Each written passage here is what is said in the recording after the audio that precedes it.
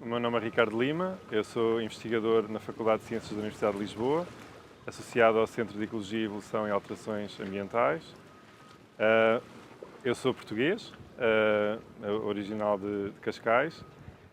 Fiz o meu curso de Biologia na Faculdade de Ciências da Universidade de Lisboa e desde 2008, no âmbito do meu doutoramento, tenho vindo a estudar a biodiversidade de São Tomé e Príncipe.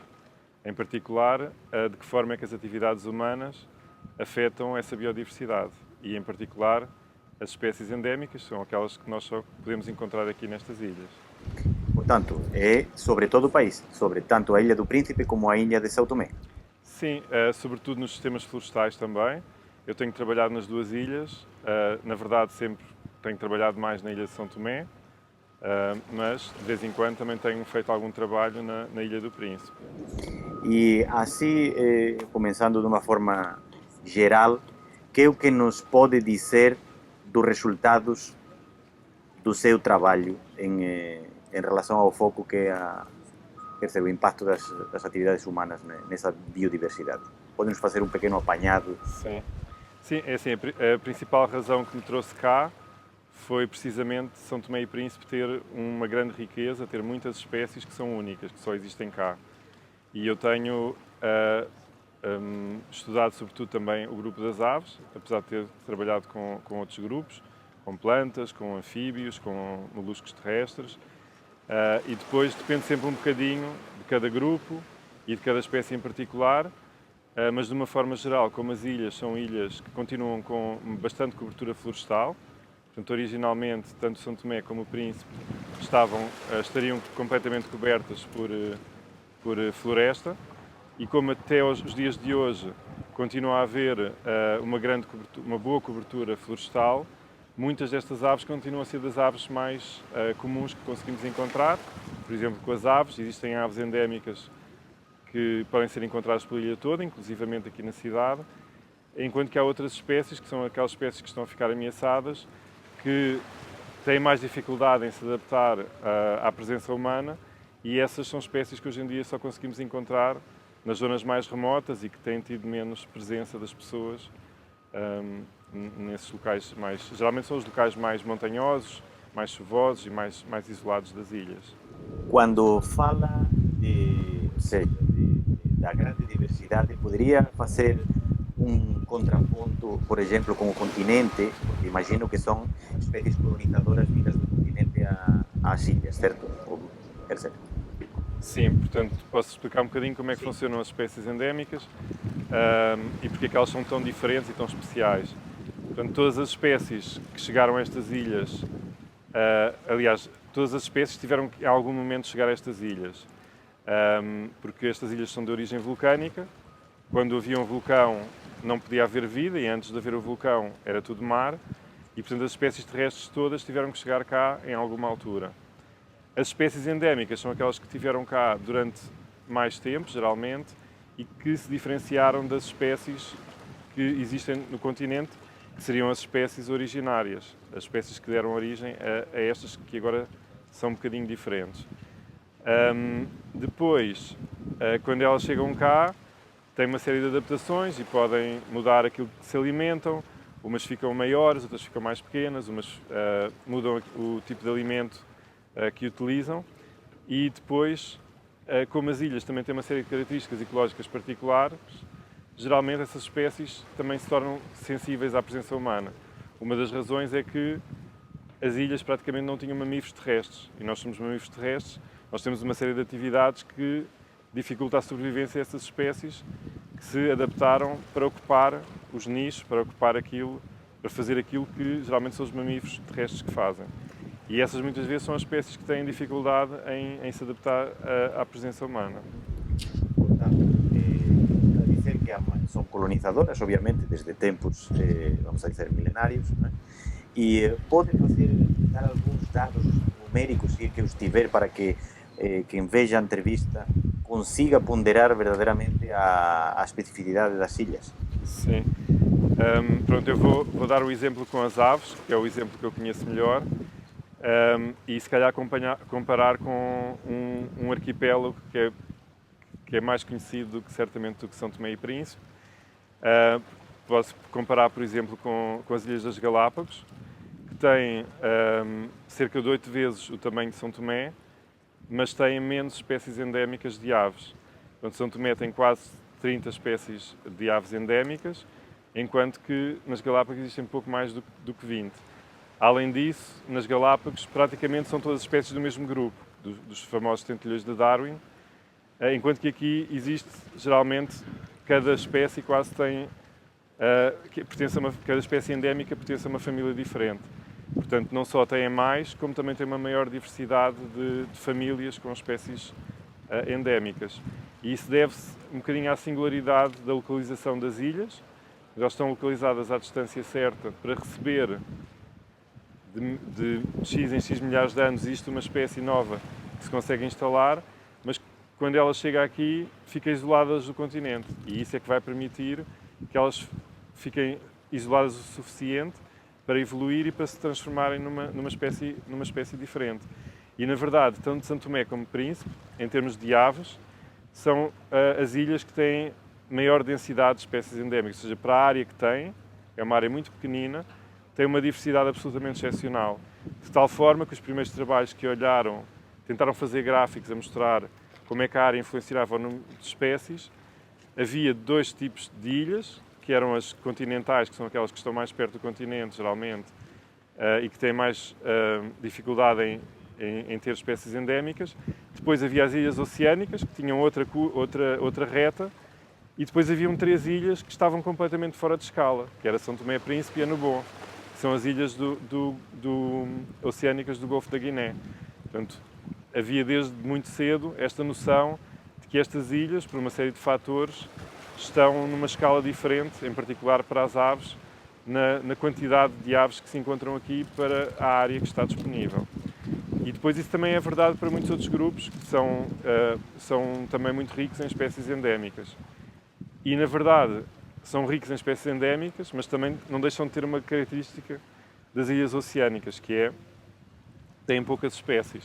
Portanto, no geral, têm poucas espécies, mas quase todas as espécies que ocorrem aqui não se conseguem encontrar em mais lado nenhum do mundo. Portanto, isso é o grande valor da biodiversidade, de uma forma geral, das ilhas de São Tomé e Príncipe. Portanto, porlas em comparação com, vamos a dizer, o grupo de ilhas mais, vamos a dizer, mais conhecido pela população, que é precisamente as Ilhas Galápagos, talvez também por ser associadas a Charles Darwin, a primeira evolução, etc., põe verdadeiro valor não só este arquipélago que constitui um país, mas também Annobon, que forma parte de um outro país, mas que também está associado. A relação entre as espécies, quer dizer, são as mesmas espécies endémicas nas 3 ilhas ou tem especificidades em cada uma destas 3 ilhas, Annobon, São Tomé e Príncipe? Tem especificidades e, na verdade, o que aconteceu muitas vezes é que quando chegaram cá os primeiros naturalistas e tentaram compreender que espécie é que tínhamos aqui, muitas vezes eles disseram que existia uma espécie daquele grupo e que seria a mesma nas 3 ilhas. Portanto, nas 3 ilhas oceânicas, Annobon, São Tomé e Príncipe. Aquilo que temos vindo a perceber, nomeadamente com estudos moleculares, com a utilização da genética, é que muitas vezes as espécies que existem nas ilhas são diferentes. Portanto, originalmente, ou até algumas décadas atrás, havia um número muito maior de espécies partilhadas, que nós achávamos que eram a mesma nas 3 ilhas.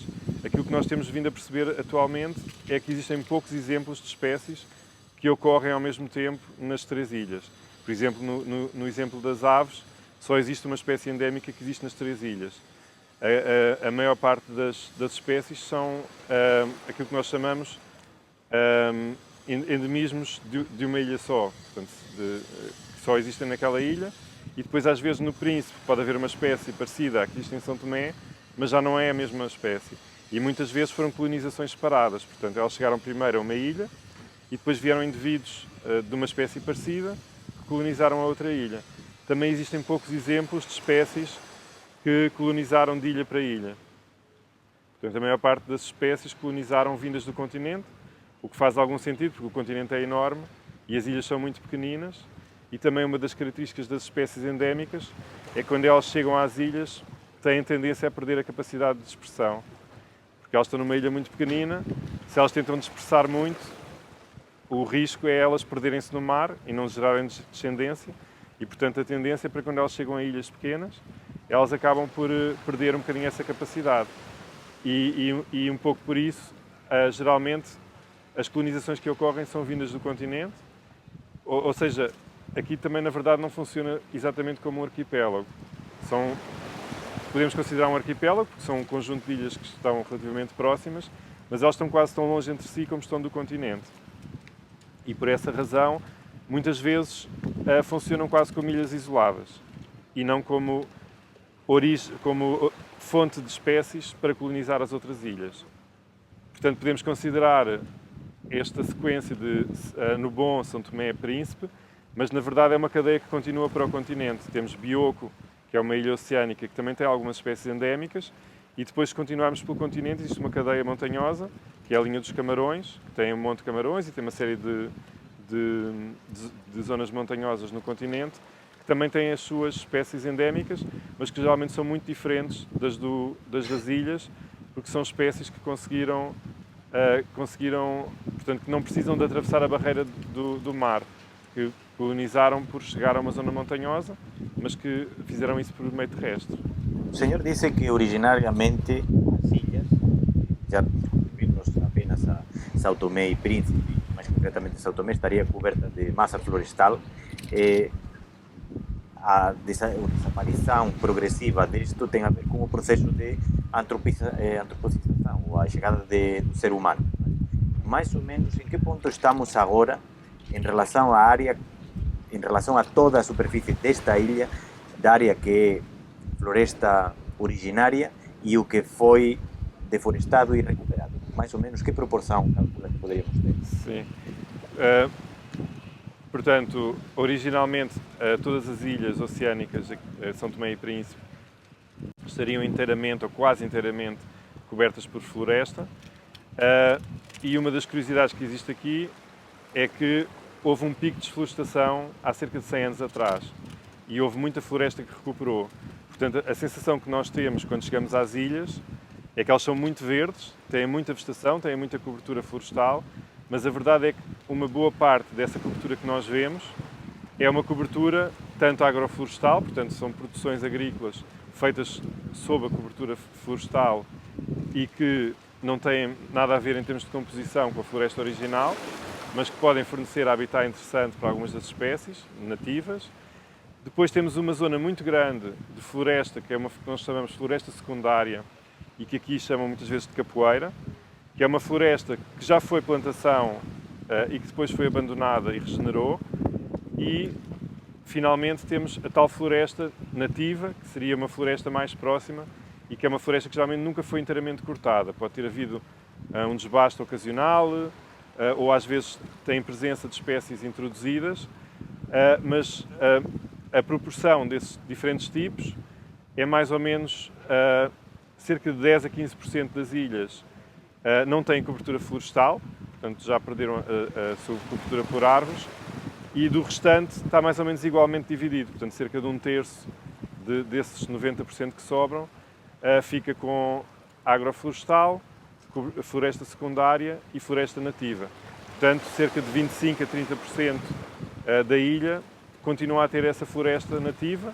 Não quer dizer que é uma floresta que não tem sinais de presença humana, não é verdade, mas é uma floresta que geralmente agrega ainda um grande valor de biodiversidade e, em particular, é a floresta mais importante para a conservação da biodiversidade e da maior parte das espécies endémicas. Essa outra floresta que está a falar, secundária, vamos dizer que é uma espécie de regeneração com base tanto nas espécies trazidas pelo ser humano como pela floresta nativa, imagino, ou não? Sim, o que acontece nas zonas de regeneração é que muitas vezes as espécies que chegam às ilhas, as espécies que são introduzidas pelas pessoas, são espécies que têm uma capacidade melhor de se impor, portanto são dominantes quando há uma perturbação. Portanto, se eu corto a floresta, se não houvesse aqui pessoas, imaginem que havia um deslize, não havia espécies introduzidas pelas pessoas, porque não havia aqui pessoas, as espécies nativas iam conseguir fazer a colonização desse espaço que ficou vazio. O que acontece atualmente é que quando existe a um desbaste da floresta, as pessoas também trouxeram consigo muitas espécies. Essas espécies muitas vezes são mais competitivas do que as espécies nativas. E o que acontece é que esses espaços, mesmo que deixem de ter uma presença humana e mesmo que deixem de ter plantações, muitas vezes o predomínio continua a ser das espécies introduzidas. E é difícil as espécies nativas vingarem nesse ambiente mais competitivo que foi criado pela ação humana. Não quer dizer que não haja uma ou outra espécie endémica que consiga colonizar esses espaços, mas de uma forma geral nunca vai ser uma floresta igual à floresta original. Vai ter, tanto em termos do aspecto, do tamanho das árvores, do tipo de recursos que nos dá, que dá às pessoas, como depois em termos também da composição e do interesse de conservação. Portanto, não há nada que se compare em termos de conservação e dos serviços que nos prestam, nada se compara à floresta original das ilhas. Qual é a importância da preservação destes, ou seja, deste, vamos dizer, património natural a nível das ilhas e a nível geral? Pode fazer alguma consideração assim? Sim, portanto, existem vários níveis em que o património natural de São Tomé tem relevância. Eu diria que o primeiro de todos, talvez podemos considerar a nível mundial, de facto é um sítio excepcional para a biodiversidade e para a conservação.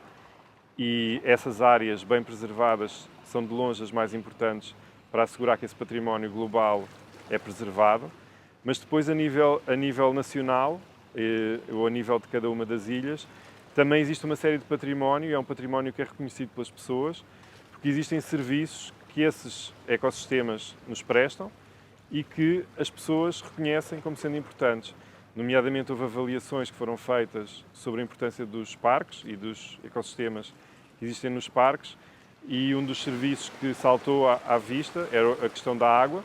As pessoas têm noção que as florestas nativas são a fonte da água aqui nas ilhas e sabem que se essas florestas forem perdidas ou forem alteradas, isso vai ter implicações a nível da água, também a nível da erosão, a nível de recursos florestais, portanto, como seja a caça, como seja a obtenção de madeira de boa qualidade. Há um reconhecimento nas ilhas, pela parte da população em geral, que esses ecossistemas fornecem serviços importantes e, nomeadamente, por exemplo, em relação à questão do clima. A nível das ilhas, há um reconhecimento de que, à medida que foi sendo abatida a floresta original e foi sendo substituída por ecossistemas progressivamente mais degradados, que isso teve um efeito no clima. E as pessoas reconhecem, por exemplo, que há décadas ou séculos atrás, que o clima era diferente e que o clima era mais fresco, era mais úmido e mais estável, e que, à medida que as necessidades das pessoas têm levado à degradação desses ecossistemas, que isso tem tido implicações em termos de alguns desses serviços, e em particularmente de um que é muito falado hoje em dia, que é o serviço de estabilização do clima. Em termos de saúde, também imagino que pode ser um valor agregado o conhecimento botânico aplicado à medicina tradicional. Não sei até que ponto estas florestas estão exploradas ou são conhecidas cientificamente. Sim, bem, a minha colega Maria do Céu será a pessoa certa para fazer essa pergunta, mas há um reconhecimento da importância para a saúde, e também existe, penso que é uma característica muito interessante aqui de São Tomé, é a ligação que as pessoas têm à floresta e a recursos florestais. Portanto, mesmo que as pessoas não se reconheçam como, por exemplo, médicos tradicionais, existe um uso generalizado de plantas com fins medicinais, inclusivamente na alimentação. Existem muitos alimentos que não são vistos só como alimentos, são vistos como remédio. E na verdade, são confeccionados com muitos elementos de plantas medicinais. E as pessoas, quando tomam aqueles alimentos, não veem só como um alimento e como uma questão nutricional, mas também como uma questão de assegurar o bem-estar físico. E muitos desses alimentos têm origem florestal, portanto, são coletados em ambientes florestais, desde cascas, folhas, frutos. Portanto, é uma questão muito interessante aqui em São Tomé, que existe esta ligação forte e que, por vezes, as pessoas nas ilhas não reconhecem como sendo uma ligação, mas quem vem de fora percebe que muitas pessoas aqui olham para ervas no chão e sabem identificar e sabem qual é que é o fim que lhes podem dar. que é um conhecimento muito valioso e apesar de muitas vezes as pessoas pronto, é um conhecimento natural, que foi passado de geração em geração e que as pessoas não valorizam muito porque para eles é uma coisa natural. Eu conheço esta planta e sei para que é que ela serve, mas para quem vem de fora chama a atenção porque de facto é uma ligação muito, muito forte. O seu trabalho está focado na medição, na monitorização do efeito antrópico sobre, quer dizer, sobre a biodiversidade. Falou que o pico de deforestação tem, quer dizer, calcula-se mais ou menos há um século atrás, suponho que estará relacionado com a produção de cacau, que era o que estava, cacau, café e outros produtos de exportação.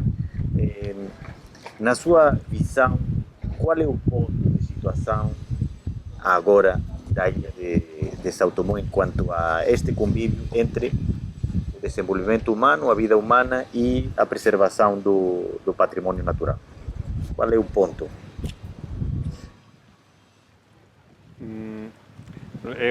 É uma história muito complicada, mas a verdade é que São Tomé sempre foi uma ilha virada para a produção de exportação. E durante vários ciclos, inicialmente o ciclo da cana-do-açúcar, depois o ciclo do café e do cacau, levaram a picos de desflorestação e apesar da população humana ser muito reduzida nessa altura, o estrago ambiental que foi feito foi enorme, porque o objetivo era produzir para levar para fora da ilha. Neste momento a realidade é bastante diferente e apesar do país continuar a produzir uma boa parte para exportação, a desflorestação e a degradação florestal neste momento têm contornos muito diferentes porque são feitos muitas vezes pelas necessidades dentro da ilha. Portanto, a população teve um crescimento muito acelerado nos últimos anos e também houve um êxodo rural muito grande, portanto houve um abandono das zonas rurais para as pessoas se moverem para a cidade e isso levou um bocadinho ao abandono das zonas mais naturais e também do conhecimento que as pessoas tinham nas zonas rurais e atualmente também existe um êxodo muito forte para fora do país. E isso muitas vezes leva as pessoas a desvalorizarem e a não se preocuparem tanto em preservar o património que aqui têm, porque a perspectiva que têm neste momento é sair do país. Portanto, todos esses contextos sociais são importantes um bocadinho para perceber depois também que impacto é que as atividades humanas foram tendo ao longo do tempo na biodiversidade.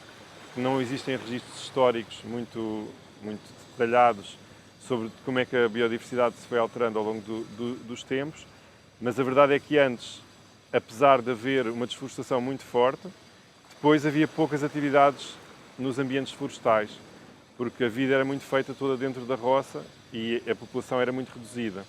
Neste momento, por exemplo, a necessidade para construção de madeira é mais forte do que foi alguma vez e, portanto, existe um núcleo florestal também reduzido, portanto, os recursos estão reduzidos e, portanto, apesar de haver uma regeneração florestal, há certos recursos, e em particular a madeira para construção é um desses recursos, que não está, que se encontra quase ainda só na zona de floresta original. Fora, nas zonas agroflorestais e nas zonas de floresta secundária, tendencialmente a madeira que encontramos lá não é boa madeira de construção. E, portanto, apesar de termos uma ilha muito verde e com bastante floresta, a madeira, um recurso florestal tão importante, não é fácil de encontrar neste momento e existe uma ameaça para a biodiversidade porque a procura continua a entrar nas zonas que deveriam ser dedicadas à conservação da biodiversidade. Poderia simplesmente apontar alguma espécie, tanto vegetal como de fauna, endémica e fazer algum distingo daquela que está em mais risco? Imagino que haverá algumas em perigo de extinção ou com uma população restrita. Aqui em São Tomé conhece-se melhor, e eu penso que é um padrão global, o que é que se passa em termos da fauna terrestre. E a fauna terrestre, sobretudo os vertebrados, está bastante bem conhecida.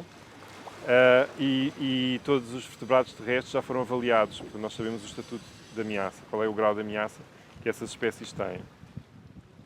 Em termos de vertebrados terrestres, existem 3 espécies que estão no nível máximo de risco, que é criticamente em perigo. que é o exemplo da galinhola, do anjoló e do picanço. São 3 aves endémicas só de São Tomé e que estão restritas às florestas mais remotas da ilha. E, em particular, a galinhola é uma espécie ameaçada porque é uma espécie maior e é uma espécie que é alvo de caça.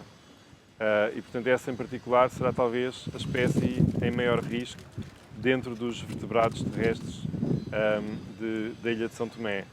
Em termos da flora, não está tão bem conhecida. Na verdade, foi feito muito recentemente um trabalho de levantamento e de caracterização da flora endémica para avaliar o seu estado de ameaça, mas ainda não estão os dados inteiramente publicados. Mas uma das dúvidas é que nós ainda nem conhecemos bem que espécies é que existem. Existem muitas espécies novas que estão a ser descritas. Das espécies que estão conhecidas, talvez a mais ameaçada seja a Baltasar yamani, nem sequer tem um nome comum. É uma espécie que está restrita às zonas de maior altitude da ilha, São Tomé. Só existe mesmo perto do pico, acima dos 1800, e só se conhecem 15 indivíduos. Portanto, apesar de não haver uma ameaça direta, temos ameaças de espécies introduzidas que podem estar a dificultar a regeneração dessas espécies. Temos a ameaça das alterações climáticas, como é uma espécie que está no topo da montanha. Se a questão do clima for importante para essa espécie, ela não vai ter para onde se mover, portanto já está provavelmente no seu linear ecológico. E só se conhecem 15 indivíduos e parece que há pouca regeneração dessa espécie. Das espécies de plantas, existem várias que estão com o nível máximo de ameaça. Essa será talvez uma das que está em maior risco, se bem que a nível da flora existem algumas espécies que foram consideradas já extintas. Existem 2 espécies de orquídeas que, apesar de muitos esforços, não voltaram a ser encontradas e estão consideradas como já tendo desaparecido da ilha. E como são espécies endémicas, desapareceram da ilha e desapareceram do planeta. Vamos continuar então onde o deixamos. Gostava que fizesse e traçasse também algumas considerações sobre a situação do príncipe. É melhor a situação, claro que o tamanho e a diversidade, não sei exatamente se são comparáveis do tamanho da ilha. A situação do príncipe é igual em termos de conservação e em termos de situação de espécies em perigo que a de São Tomé? Portanto, a ilha de São Tomé é bastante maior, é cerca de 5 vezes maior do que a ilha do Príncipe, mas em termos de espécies endémicas, a verdade é que o Príncipe também tem um bocadinho menos, mas tem uma riqueza muito elevada de espécies endémicas. Depois, em termos de ameaças, as ameaças sentidas nas 2 ilhas são parecidas, são as atividades de extração de recursos, como seja a caça, o abate madeireiro, são as espécies introduzidas, que geralmente são muito parecidas nas 2 ilhas. As espécies, como as 2 ilhas estão em comunicação, muitas vezes quando uma espécie é introduzida numa ilha acaba por aparecer na outra ilha. E depois também existe a destruição do habitat. Essas são as 3 grandes ameaças e são parecidas nas 2 ilhas. A Ilha do Príncipe tem talvez 2 vantagens. Uma das primeiras vantagens é natural, que é o facto do sul da ilha, cerca de metade da ilha, é muito montanhosa e por causa disso tem estado salvaguardada da presença humana.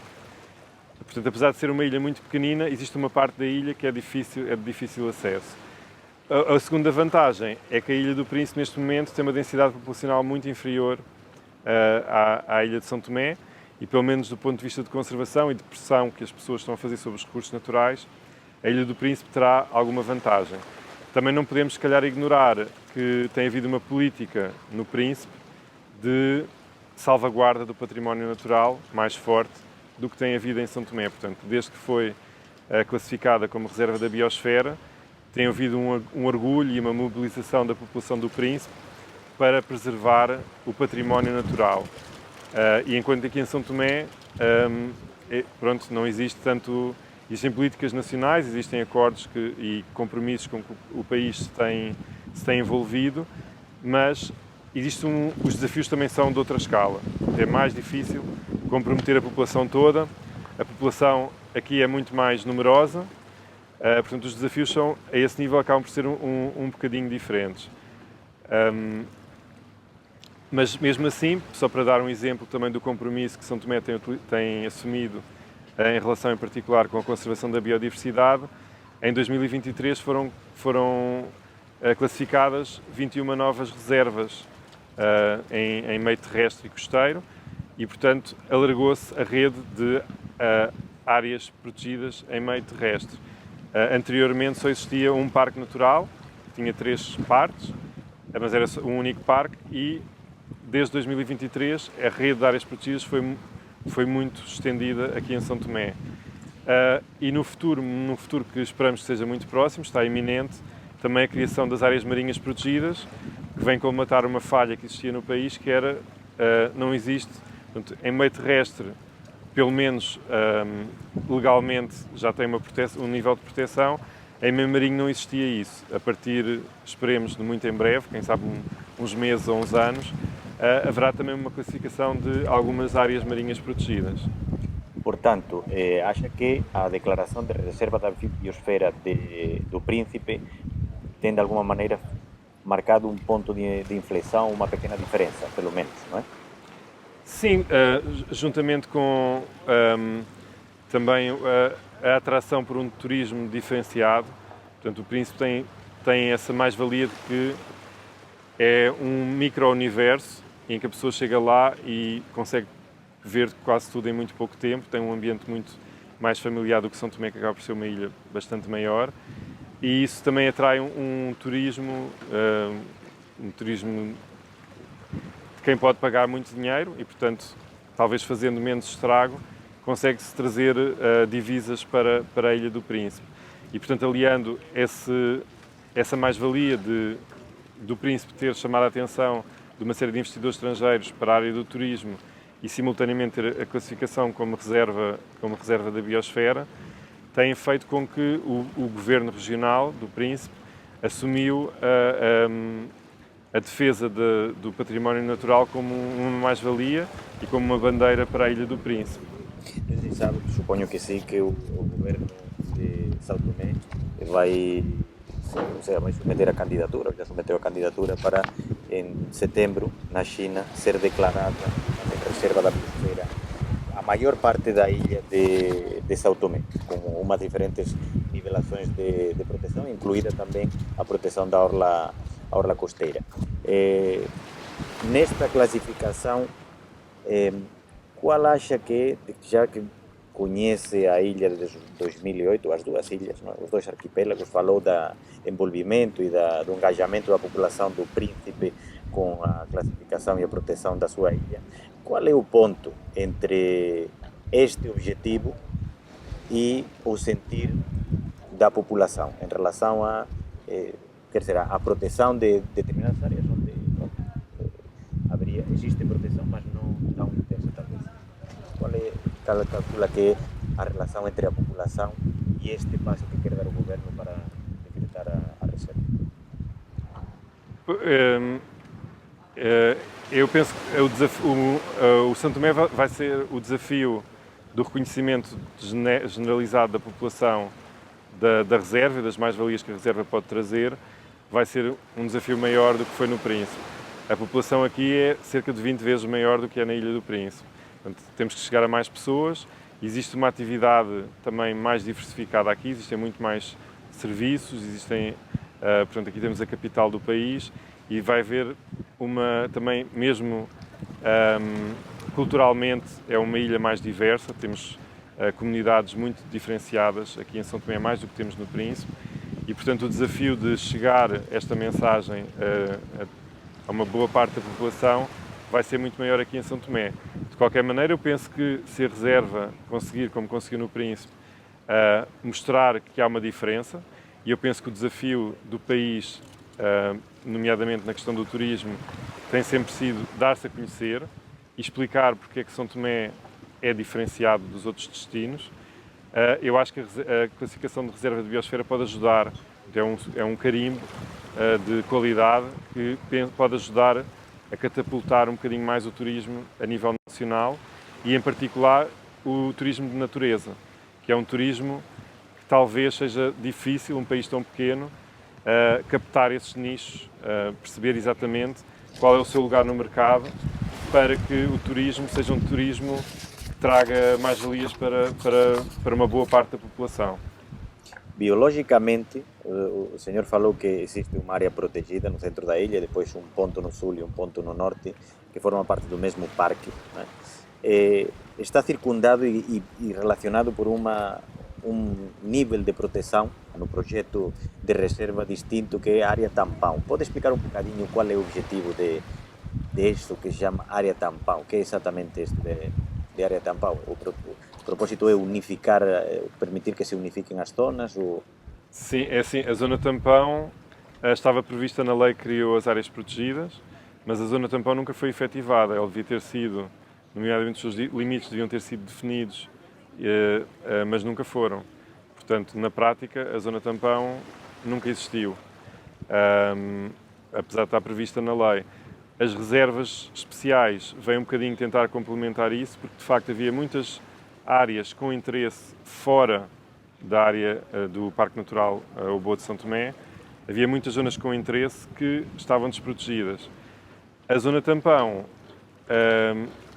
nunca ficou muito claro o que era suposto fazer ou não fazer, e os seus limites nunca foram definidos. Portanto, a partir do momento em que não existe, não digo qual é que é a área que é a zona tampão, não consigo fazer nada com essa classificação. Portanto, eu acho que isso nunca foi um bocadinho lei morta, nunca foi uma lei que se consiga implementar. E a ideia das reservas especiais, que foram criadas recentemente, era precisamente, pelo menos, identificar as zonas que têm alto valor e que estavam desprotegidas até essa altura. É claro que depois há uma série de outras medidas, nomeadamente que poderiam ser aplicadas nas zonas agroflorestais e que poderiam beneficiar também a biodiversidade e que poderiam funcionar como um tampão ou como uma salvaguarda para não termos um limite muito rígido entre o que é protegido e o que não é protegido. Portanto, convinha haver uma zona de barreira que permitisse alguma utilização de recursos florestais em zonas que não tivessem um imenso valor de conservação natural. Mas a zona tampão, bem, nunca foi efetivada. Falou também um bocadinho já referiu a proteção da orla costeira. No caso do Príncipe, vamos a dizer, a zona limítrofe da ilha em superfície, quer dizer, de águas pouco profundas, que é onde vivem a maior parte das pescas, é maior que a da ilha de São Tomé. Nós tivemos um projeto lá e notamos que os principenses tinham progressivamente na pesca tradicional que ir mais longe para conseguir o mesmo ou menos. Tinha notado também a deslocação de pescadores desta ilha ao Príncipe. Qual é o diagnóstico da situação dos recursos pescadores ou pesqueiros de São Tomé neste momento, sem a aplicação da proteção da orla? O primeiro ponto é que não existe áreas protegidas em meio marinho. Existem em zonas costeiras, mas zonas costeiras são, por exemplo, os mangais, algumas das praias, nomeadamente as de Desova Tartaruga. Em meio marinho, propriamente dito, portanto, no mar, não existe qualquer tipo de proteção. Além de não haver proteção, também existe uma desregulação muito grande das atividades de pesca. Portanto, à medida que os recursos foram escasseando, os pescadores foram utilizando cada vez técnicas mais destrutivas. Foi utilizado dinamite, são utilizadas redes de cerco, redes com malha muito fina, e tudo isso tem contribuído para cada vez o recurso estar ainda mais em déficit. E é uma dificuldade reconhecida pelas pessoas. Portanto, o preço do peixe é cada vez mais elevado, os pescadores reconhecem que cada vez há menos peixe, que o peixe que existe é de menor qualidade, e o peixe que eles estão a apanhar são peixes muito pequenos. E, por exemplo, aqui na zona norte da ilha, que é onde vive a maior parte da população, os pescadores que residem nesta área muitas vezes têm que se deslocar para o sul e entram em conflito com os pescadores de outras regiões da ilha, e muitas vezes também houve comunidades que se estabeleceram no sul, pescatórias, precisamente para explorar os recursos que ainda existem em áreas mais remotas da ilha. É claro que não havendo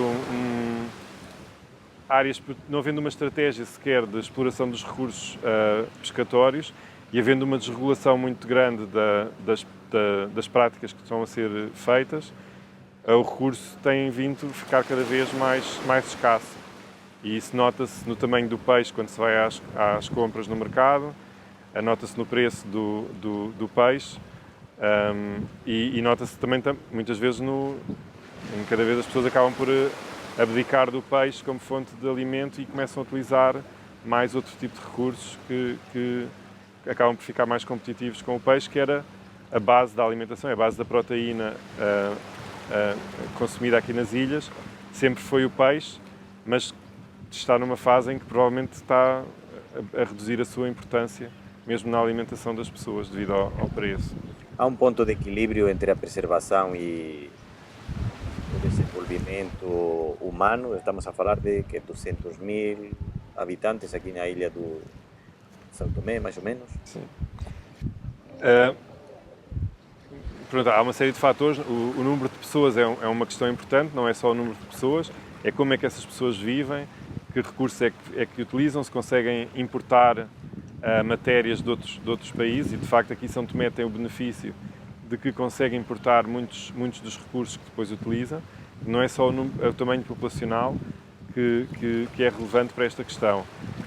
Em relação a um ponto de equilíbrio, eu penso que estas ilhas são um bocadinho abençoadas, como eles costumam dizer aqui, porque devido à natureza montanhosa da ilha, houve uma parte da ilha que sempre ficou protegida.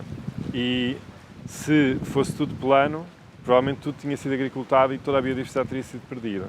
Portanto, a questão de ser montanhosa e inacessível dificulta a progressão da presença humana, mas isso acaba por ser uma vantagem, porque cria zonas com diferentes graus de presença humana.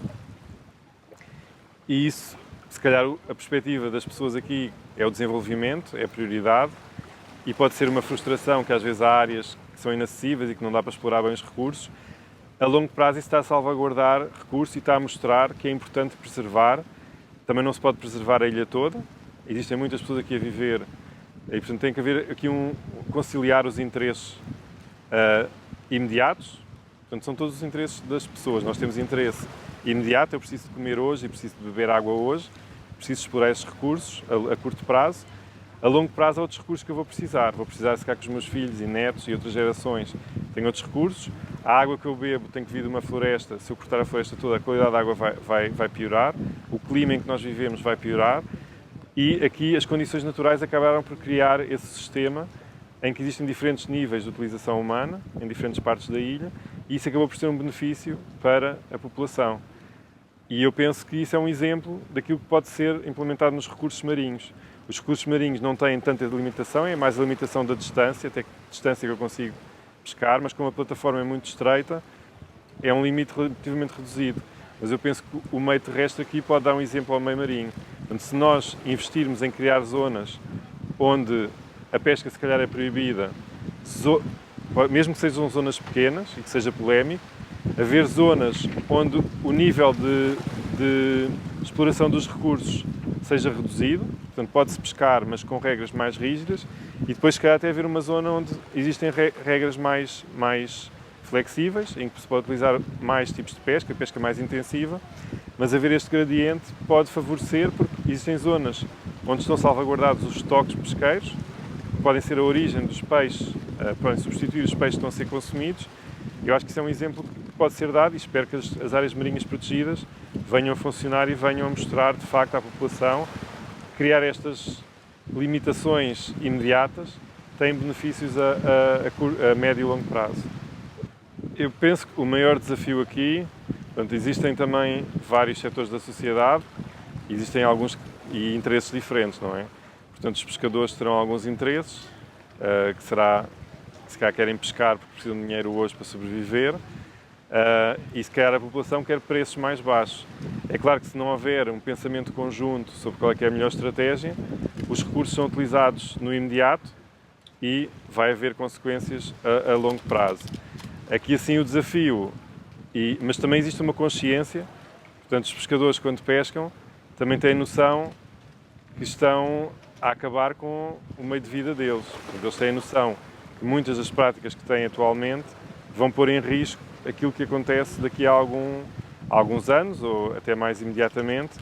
Agora a questão está em ser também a tradição, ser o meio de subsistência muitas vezes durante gerações é o meio de vida daquelas comunidades, e existe alguma dificuldade em integrar isso com a falta de recursos que se sente neste momento, porque historicamente certamente havia uma grande abundância de recursos pesqueiros e neste momento estas comunidades também se encontram com um desafio, que é como é que eles tendo acesso a redes mais finas, a motores mais poderosos, não podem ter as mesmas práticas que tinham antigamente, porque antigamente não conseguiam chegar a certos sítios e atualmente chegam a qualquer sítio e destroem os recursos na origem. E aqui assim é todo um exercício de conjunto, de trabalhar com essas comunidades para assegurar que a subsistência deles não está inteiramente posta em risco e que talvez haja uma necessidade de reduzir a pressão de pesca, talvez encontrando atividades alternativas, mas é uma questão muito complicada porque estamos a falar do meio de subsistência de uma boa parte da população, tanto dos homens, que tipicamente é quem vai ao mar explorar os recursos, como das mulheres que depois fazem o seu meio de vida a vender o peixe, portanto a vender o peixe na cidade ou a vender o peixe na ilha. Sim, aqui existem dois estoques distintos, portanto temos os peixes que dependem da zona costeira e esses aí não existe uma exploração para exportação, portanto esse aí será uma gestão que cabe inteiramente à responsabilidade do país e depois existe uma zona que são as águas mais profundas, em que mesmo a zona que portanto, que está sob a alçada de São Tomé e Príncipe, em que a gestão é muito mais complicada, nomeadamente porque existem acordos de pesca, existe uma dificuldade muito grande em regular. Portanto, os recursos que existem nestas águas mais profundas também estão dependentes da exploração que existe por outros tipos de pescadores. Sim, do meu ponto de vista, a reserva da biosfera é um carimbo de qualidade e um compromisso que o país assume em manter a sua biodiversidade e o seu património natural e pode funcionar para congregar diferentes setores da sociedade por um objetivo comum e nomeadamente pode atrair turismo e valorizar um tipo de turismo que queira que a biodiversidade seja mantida. Portanto, haver um turismo de natureza, um turismo que seja bem pago e que divida os benefícios pela população. Também não basta ser um turismo que traga muito dinheiro se depois esses benefícios não são distribuídos pela população. Portanto, aqui também vai ter que haver uma estratégia, vai ter que haver um trabalho por parte do Governo e das entidades que trabalham com o Governo para assegurar que esses benefícios são distribuídos para a população. Porque se isso não acontecer, obviamente a população não vai sentir o benefício da reserva e não vai ver vantagem em ter esta classificação. Aqui, isto é uma conversa que dá para durar muitas horas. Eu penso que uma vou deixar uma mensagem, é que aquilo que eu tenho sentido, desde que comecei a vir para São Tomé e Príncipe, é que apesar das necessidades continuarem a ser muito maiores do que os recursos que estão disponíveis para o desenvolvimento aqui no país, eu penso que apesar de tudo tem havido uma tomada de consciência do valor da biodiversidade, de se perceber o que é uma espécie endémica, já é uma palavra que entra no dia-a-dia das pessoas, quando se fala, muitas vezes as crianças na escola já aprendem, os adultos já viram alguém falar e muitas vezes vêm com essa dúvida, o que é endémico, o que é que não é, mas eu penso que começa a haver um orgulho nacional neste património que antes não era valorizado. Portanto, antes era mato, era um território sem valor e havia uma perspectiva muito grande de necessidade de desenvolvimento ser converter as zonas naturais em zonas de produção. E eu penso que atualmente, não só a nível deste compromisso que o Governo está disposto a assumir, como também a nível da população, existe uma tomada de consciência de que o desenvolvimento não é só construir, é construir, sim, mas dar condições às pessoas e assegurar que existem certos valores, certos patrimónios que ficam para gerações futuras.